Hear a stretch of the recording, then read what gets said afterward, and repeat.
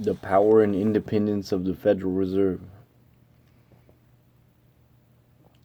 Preface. Two hosts of eager disputants on this subject ask of every new writer the one question: are you with us or against us? And they care for little else. Walter Begot, 1873.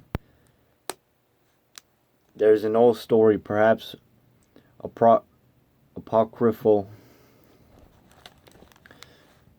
in which the Fed chair greets us, newly appointed member of the Board of Governors of the U.S. Federal Reserve System, with an apologetic explanation of the new governor's status.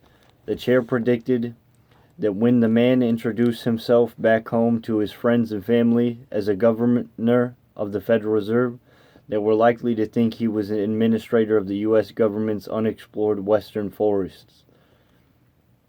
There was a time when the story was amusing. The Fed used to be an obscure backwater government agency. The general public didn't really know what the Fed was about and probably didn't much care, even for those who paid attention to the economy until roughly the 1960s. The prevailing view was what the president and his administration were the first and last stop for economic policy. Central banking was in the hinterland. Fiscal policy, the stuff of taxes and budgets and spending and deficits, was at the core. Bankers cared about the Fed's obscure activities. The rest of the country wasn't paying attention. The story used to work. It doesn't anymore. Today is not just bankers who are paying attention. One of the last 30 years, and especially since global financial crisis of 2008, the Fed was to become the target of extraordinary proliferation of scrutiny, praise, and condemnation. Today is not an exaggeration to say that it is the most popular imagination, and in fact, the Federal Reserve sits atop the global financial system, and indeed the global economy, in a way that no institution has ever done before. We're going through a period with no precedent in American history. Alan Greenspan said in 2014 of the Fed's Brave New World, and he's not the only one who has noticed. But where public knowledge of the Fed's existence has dramatically improved, people know the Federal Reserve deals with money, not forests. Public knowledge of the Fed's structure and function has not. The problem is simply one of public governance, through there is plenty of that. The problem is that the Fed is one of the most organizationally complex entities in the federal government, with some of the most varied missions to accomplish tucked inside. The core question about the Fed, how it's structured, who pulls in many levers of power, and to do what end, are cloaked in opacity. Even the experts who study the Fed are left confused by the set of institutions that has survived the Fed sweep through a century of history. Nice. This book is an effort to cut through the morass of law in his history. The focus, as the title indicates, is especially on how the Fed gained and uses its extraordinary power over the global economy, and what is meant by often invoked but rarely explained term independence power here refers to the incontestable fact of the Fed's ability to influence every individual, institution, or government that interacts with the global financial system. If you have a mortgage, a car payment, or a credit card, the Fed had power over its terms. Every foreign government in financial crisis has felt its influence. Private banks are deeply connected to the Fed Reserve System. And we all saw in 2008 financial crisis, policy failures and triumphs within the Federal Reserve stirred financial havoc, but likely spared us from financial cataclysm. As we shall see, central bankers love metaphors. So let me begin this book with one of my own. My 6-year-old son spends a lot of time writing and illustrating comic books, whose quality long ago left me in their artistic dust. But when the heroes and villains fight, as they invariably do, the details defy even his artistic ability. He hasn't quite mastered the deception of motion in 2 dimensions, and his protagonists inevitably disappear behind the massive scribbles Occasionally a head or a limb will sneak out from behind the bustle of color, but the fight itself is never for the viewer to glimpse in detail. We only see what goes in, who comes out, and that something dizzying happens in between. Many discussions of the power and structure of the Federal Reserve occur behind a mass of scribbles. There's enough that we could see sticking out of the commotion to create assumptions. To support a debate, a reference to central bankers. Long tenure shows up here. The Fed's budgetary autonomy sneaks out public opprobrium for politicians who accept to dictate monetary policy makes an appearance, as does fear that central banks are wresting control of fiscal policy. But so much about these fundamental concepts of public governance occur behind an inscrutable mass. This book steps behind the scribbles to depict the Federal Reserve, its internal structure, external pressures, and the technical and non-technical ways it makes its many policies, with more clarity than those who usually receive. One of the barriers to this clarifying effort is ironically the very enthusiasm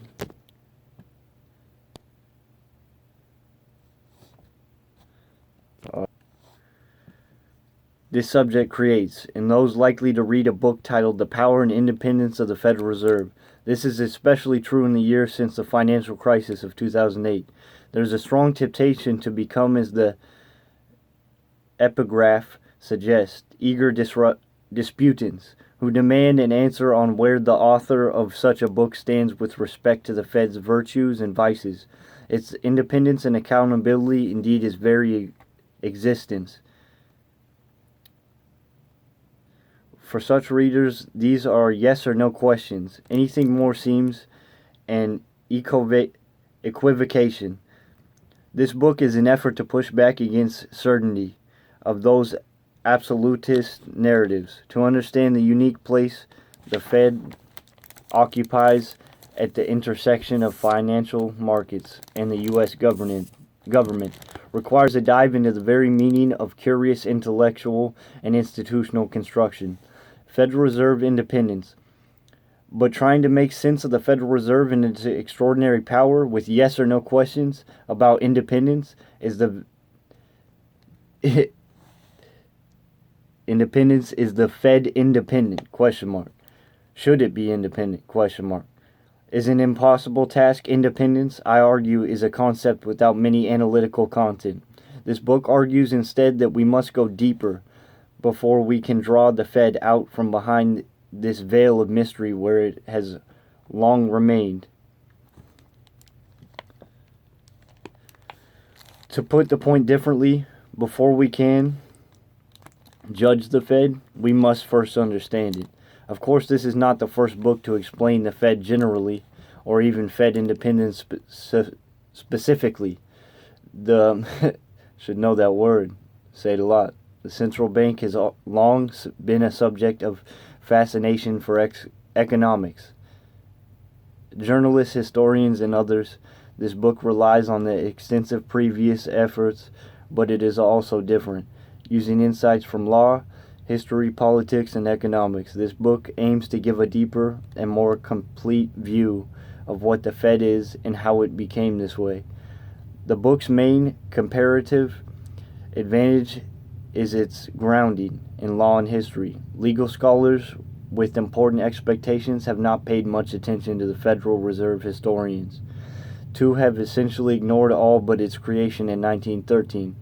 While this book is a work of legal scholarship and history, I hope to persuade all readers, whether lawyers, historians, economics, political scientists, or members of the general public, of the value of looking at this old structure with new eyes.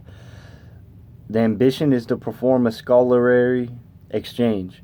By bringing insights and observations from multiple approaches, we can better understand what the Fed does, why, and whether we have the central bank that we want to have.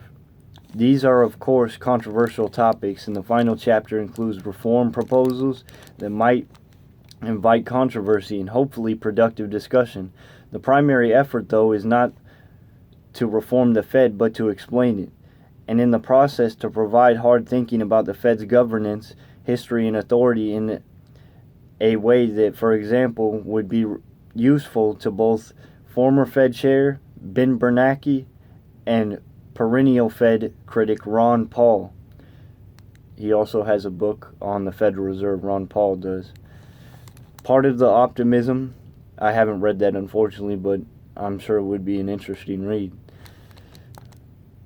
The optimism in this book's ability to guide between these poles is that I step back from the notion of the Fed independence is either a fragile public good that needs protection or a nefarious dodge of public accountability in this book.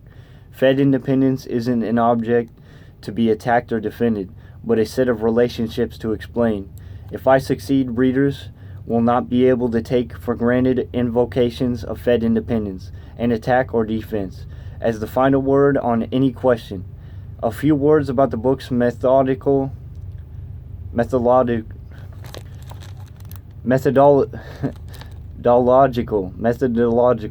approach and its scope, while I draw extensively on published memoirs, annual reports, legislative history, and the history recorded on the Fed generally. The book does not, after this first two chapters, tell a chronological story. Instead, I use scores of examples from Fed history in service of analytical argument about the Fed's governance, its external relationships, and the ways it makes national and international policy. To keep this kind of analytical approach engaging in specialists and generalists alike, I leave the text as free of jargon and intramural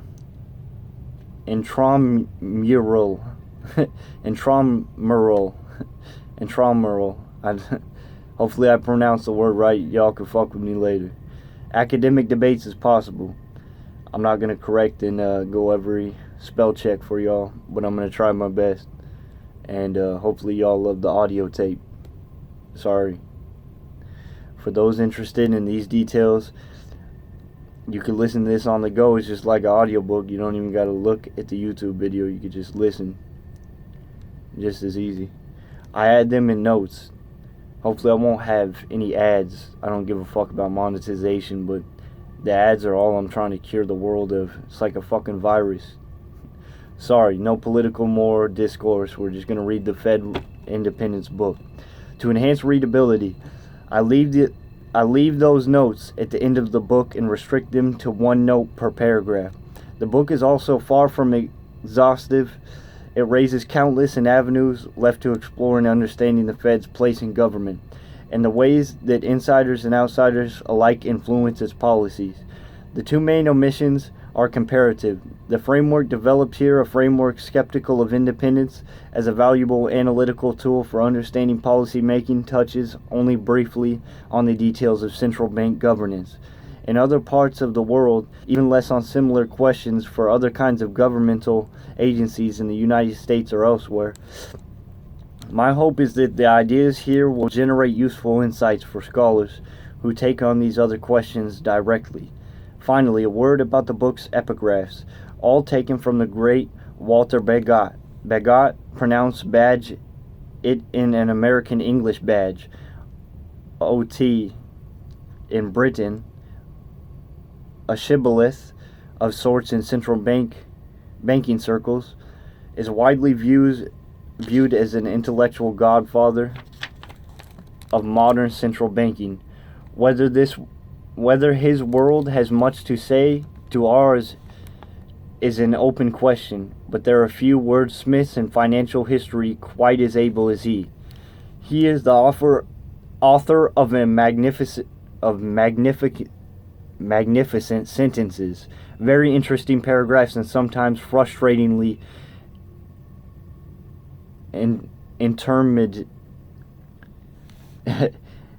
intermittent books. Indeterminated books. Intermittent. I don't know why I keep thinking that. Fasting. Indeterminate. Maybe it's a misprint. But this book of the power of those sentences I borrow liberally from his iconic 1873 book, Lombard Street, a description of the money market for the epigraphs to introduce each chapter, except for chapter 4, which comes from his other famous book, The English Constitution. But God obviously had nothing to say about the Federal Reserve System, which was founded decades after his death, and he barely had more to say about U.S. financial system. He wasn't very impressed with 19th century U.S. finance, but his turns of phrases are also too applicable and fallacious. I'll just say a couple words every time I get to a mispronunciation. You know, it is what it is. To pass by, even if the reader must change some of the proper nouns to make them relevant. Now we're into the book, The Power and Independence of the Federal Reserve. Introduction. Ulysses and the Chaperone. We must examine the system on which these great masses of money are manipulated, and assure ourselves what is safe and right. Walter Bagot, 1873.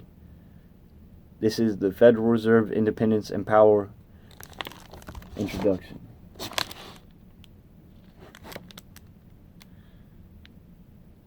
The Power and Independence of the Federal Reserve. Mix the title around. Same meaning. Alright, let's get into this. In the United States of any other country, one would be hard-pressed to identify a governmental institution whose power is more out of sync with the public's level of understanding of it than the U.S. Federal Reserve System. Even as the Fed influences the economic decisions of individuals and institutions the world over, it operates shrouded in mystery, cultivating a peculiar mystique that even experts mischaracterize and miscomprehend. A central part of the mystique is its curious location within government itself. Citizens do not interact with the Fed in the same way they do with other political institutions, so it can be difficult to put the Fed, its policies, and its power into our usual frames of discussion. We are given a reason for this difference. The Fed is above politics, as President Obama has said, protected by statute from the rough and tumble of our political process. It is a word independent. That word independent is everywhere in discussions of the Federal Reserve. But what does it actually mean, independent?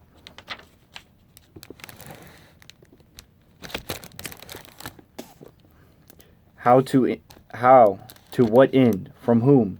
And while we are asking questions, who or what do we even mean when we say the Fed?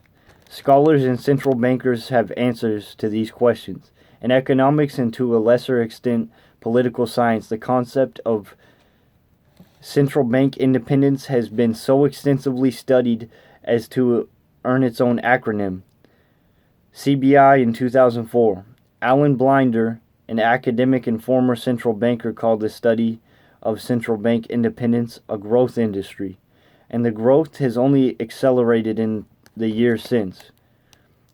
Although there are about as many precise definitions of central bank independence as there are authors who describe it in reference to the Federal Reserve, we can gather from these studies a rough consensus of what central bank independence means. The consensus goes something like this. Fed independence is the separation by statute of the central bankers, specifically the Fed chair, and the politicians, specifically the president, for purposes of maintaining low inflation. The idea that citizens in a democracy naturally prefer a prosperous economy.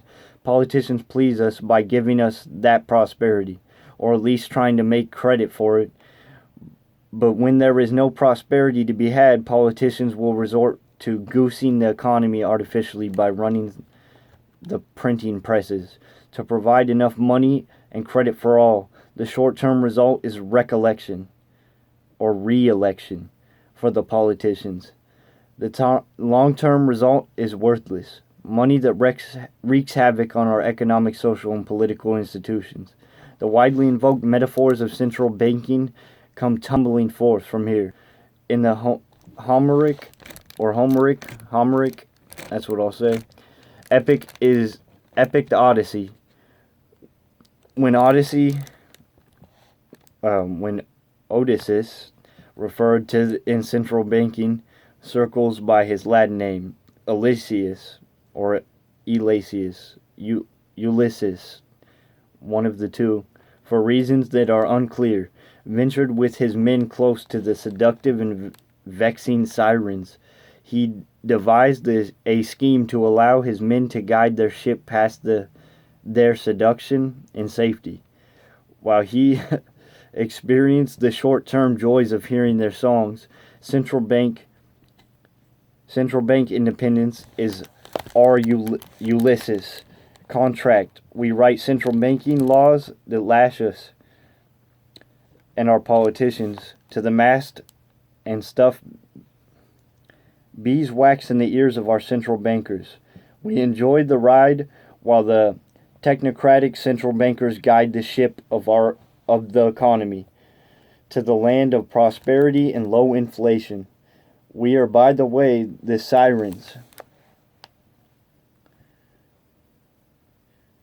Okay, it has a figure called 0.1, the Ulysses Punch Bowl account of Fed independence, and it says U.S. President with a circle around it, a double-sided arrow pointing from the words Law Federal Reserve Act left to right, and to the right of that would be a box with the words the Fed Mostly Fed Chair, and then to the right further with another arrow with the words technical skill written between it, and an arrow pointing to price stability. Yeah, might as well show that to the camera instead of trying to explain it. Hopefully you guys could see and read well enough. Zoom in if you need to. Okay, continuing. In this metaphor too, the other commonly invoked metaphor is even more colorful. In the oft-repeated words of William McChesney Martin, the longest-serving Fed chair in history, the Federal Reserve is in the position of the chaperone who has ordered the punch bowl removed just when the party was really warming up. The subjects of the metaphors differ by millennia, but the idea is the same. The partygoers and Ulysses alike want something in the near term that their best selves know is bad for them. In the long term, central bank independence is the solution. This view, which I will reference throughout the book as the Ulysses Punch Bowl view of Fed independence, suggests more of the less 5 features. First, law does the work of separation. The lashes and beeswax are written into the Fed's charter. The Federal Reserve Act of 1913. Second, under this view, the Fed is a singular entity, even a single person, the Fed chair. In most discussions of Fed dependence, little attention is paid to the internal governance of the rest of the Federal Reserve System.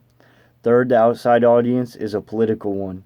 Usually the president, the only politician facing a national electorate. We seldom analyze which other actors attempt to shape Fed policy.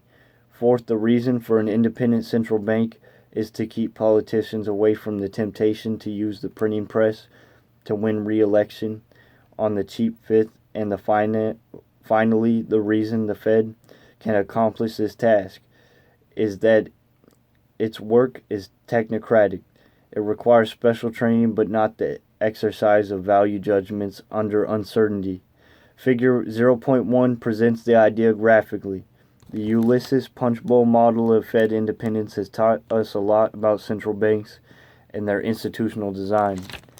It has also motivated an extraordinary rise of specific kind of central bank throughout the world. There is much insight to be gained by studying central banks and their legal relationships to politicians. for purposes of combating inflation along the lines of this model.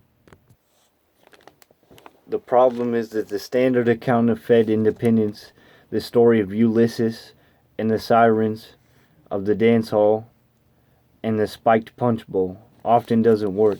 Sometimes politicians whip up popular sentiment in favor of taking away the punch bowl, precisely the opposite of what we expect in a democracy. Sometimes the central bankers make headlines for not being boring.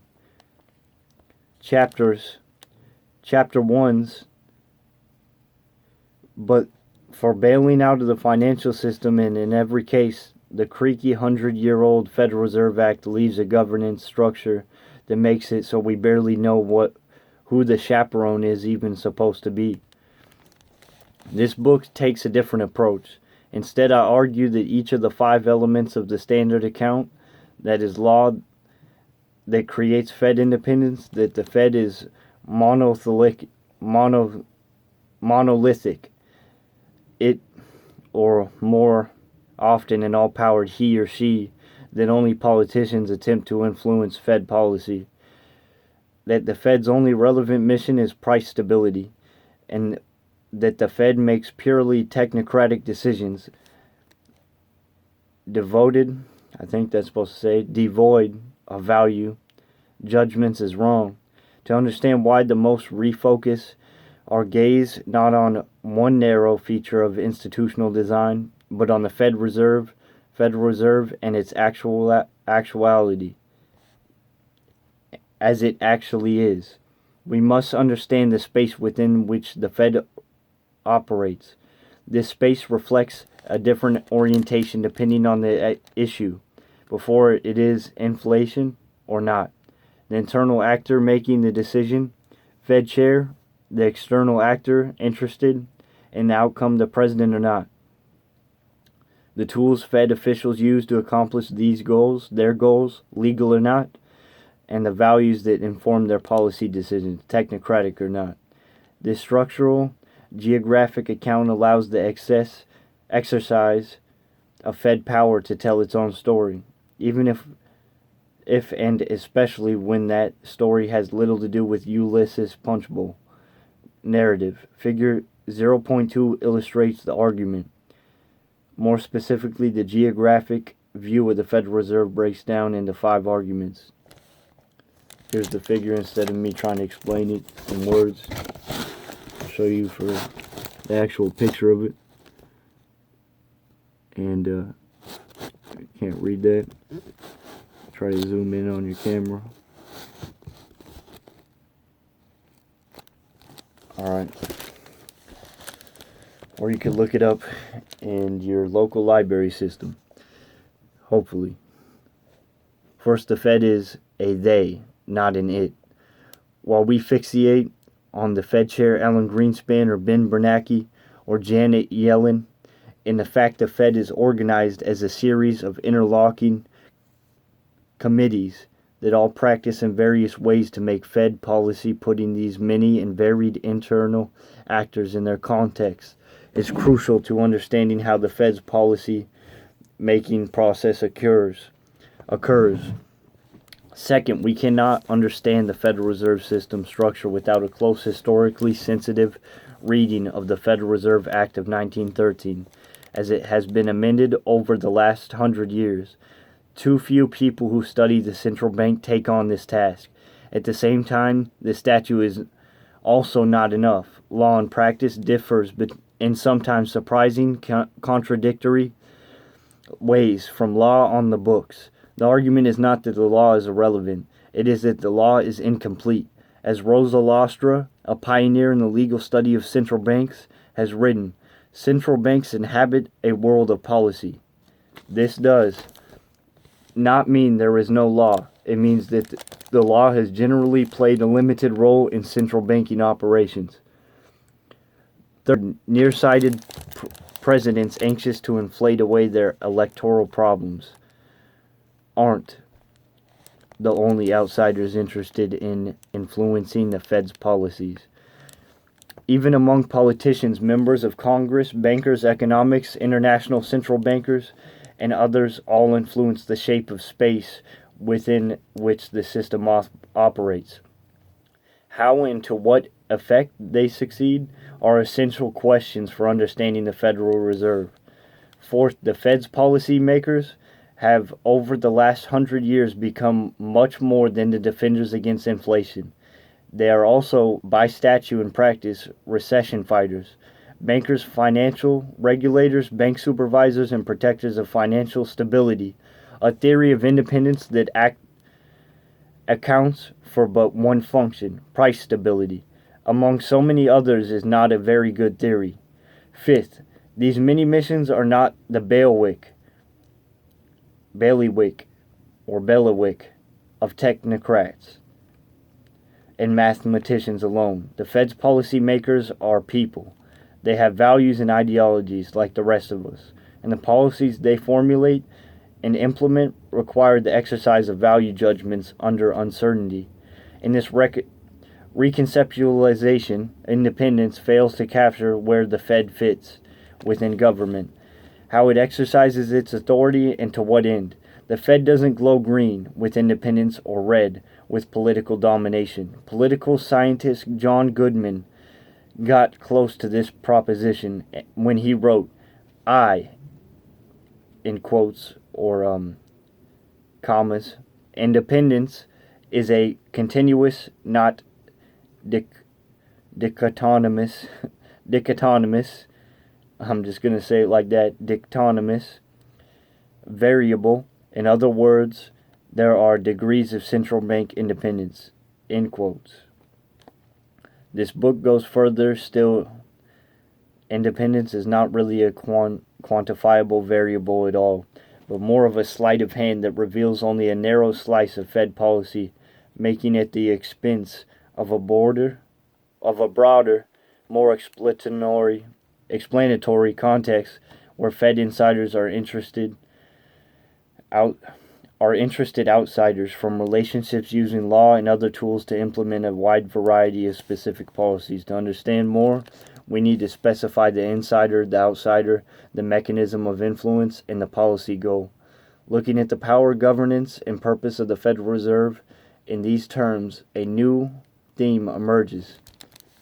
Rather than the sight of a constant battle between populists and technocrats, the Fed's policy-making space becomes a balance between democratic accountability, technocratic expertise, and the influence of central bankers. Own value judgments, independence as an all-or-nothing proposition rings false. Instead, we see central bankers that are deeply embedded in their legal, historical, social, ideological, and political context. Pure separation from the political process